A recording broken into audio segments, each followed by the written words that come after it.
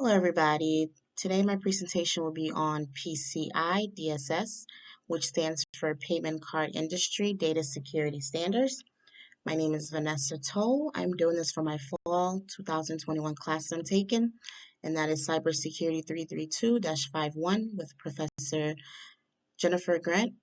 This video is solely for educational purposes, and I am not liable for any damages that could be caused using these demonstrations. All right, so I'm just going to start off by giving off a little introduction about my topic, Payment Card Industry Data Security Standards. As per privacyrights.org, more than 10.9 billion records have been breached between 2005 and 2018. Often carelessness on the merchant part enables hackers to steal and use consumer financial information from payment card transaction and processing systems. Merchant-based vulnerabilities could appear anywhere in the card processing system, point-of-sale devices, mobile devices, web applications, and the transmission of cardholder data to service providers. Compliance with PCI DSS could remove these vulnerabilities and protect the cardholder data. The PCI DSS can help prevent a payment card transaction environment. Any organization that wants to adhere to PCI DSS could follow the simple 3 steps of access, repair, and report. This standard was initially developed by the 5 payment brands: American Express, Discover Financial Services, JCB International, MasterCard, and Visa Card. The first version of the standard 1.0 was released on December 15, 2024. The latest version of the standard is 3.2.1, which was released in May of 2018. A version 4.0 of the standard that will mark significant changes is expected to be released by the end of this year, 2021. Let's jump into the purpose of standard. The purpose of standard is to specify guidelines for entities that store, process, or transmit cardholder data to avoid data breaches. The Payment Card Industry Data Security Standard is an industry standard for credit card information. It provides protection for cardholders' data from data breach. As per privacyrights.org, more than 10.9 billion records with sensitive information have been breached between. Audience of the standard, who is it for? So this is pretty much targeting people with a bank account, people that own credit cards, people that do online shopping, merchants, and merchants that accept credit cards. To summarize this, it's pretty much people like myself who are mothers. We normally use Amazon. It's one of the biggest merchants I can think about for mothers to order like anything for our babies. It's much better to order online, but it is riskier. But mothers do use it to buy things for their child instead of taking their child in the cold, especially with this winter. And it's less riskier too for your child not to get COVID. Another example would be students. We normally use our credit cards or debit cards to order our textbooks online. To With battling school and work, to order like DoorDash and Instacart is way convenient for us because we most of the time we're tired from work and school and other family things. Online shoppers is from any ages, I would say, like from teenagers all the way to like older people, senior citizens. I think everybody's using online shopping at this point. The whole United States has converted to online shopping due to COVID. Most people are indoors and they just do delivery and stuff like that, which is more convenient. But like I stated, it can be riskier. But that's what the world is turning into. The future will be online shopping. So yeah, that's pretty much the audience.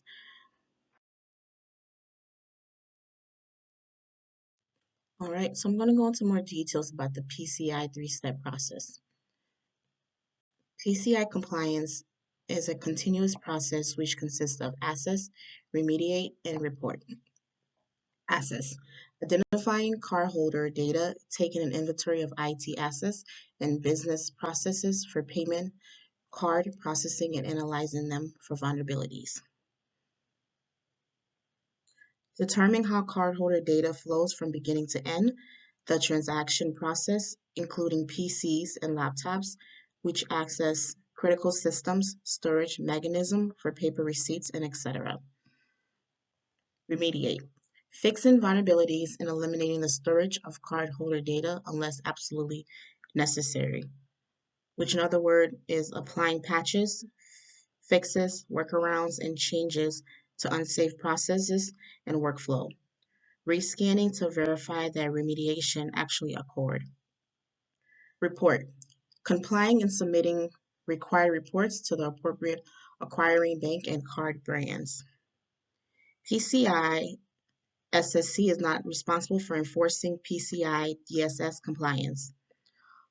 All merchants, service providers, and processors may be required to submit quarterly scan reports, which must be performed by a PCI SSC approved ASV. Businesses with larger transaction volumes have an annual on-site assessment completed by a PCI SSC approved QSA and submit the finding to each acquirer. PCI DSS goals and requirements. We're going to be talking about a few goals and requirements today. The first goal is to build and maintain a secure network and systems. The requirements for that is to install and maintain a firewall configuration to protect cardholder data. Do not use vendor supplied defaults for system passwords and other security parameters. The second goal will be to protect cardholder data. That requires protection, store cardholder data, encrypt transmission of cardholder data across open public networks. The third goal is to maintain a vulnerability management program, which requires protection of all systems against malware and regularly update antivirus software or programs. Develop and maintain secure systems and applications. The fourth goal is to implement strong access control measures, which requires restriction access to cardholder data by business needs to know. Identify and authenticate access to system components, and lastly, restrict physical access to cardholder data. The fifth goal is to regularly monitor and test networks, which requires you to track and monitor all access to network resources and cardholder data, and to regularly test security systems and processes. The last goal will be to maintain an information security policy, which requires you to maintain a policy that addresses information security for all personnel. Importance of knowing the standard for IT professionals. IT professionals are the ones that build and maintain the systems. The requirements uses technology such as firewall and encryption, which involves coding. Historical background on PCI DSS. PCI DSS version 1.0 was first made on December 15, 2004.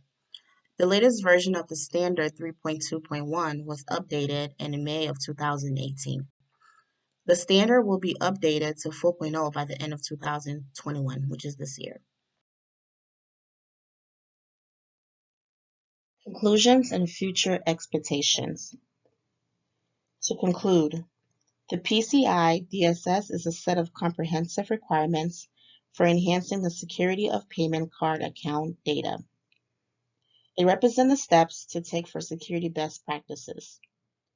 It was formed by the PCI SSC to assist with security practices and set common guidelines to prevent security breaches.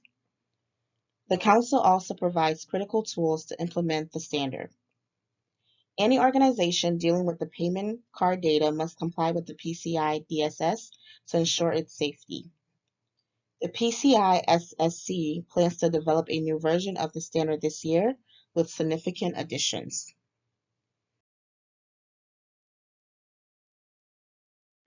This slide is pretty much showing the type of data on a payment card.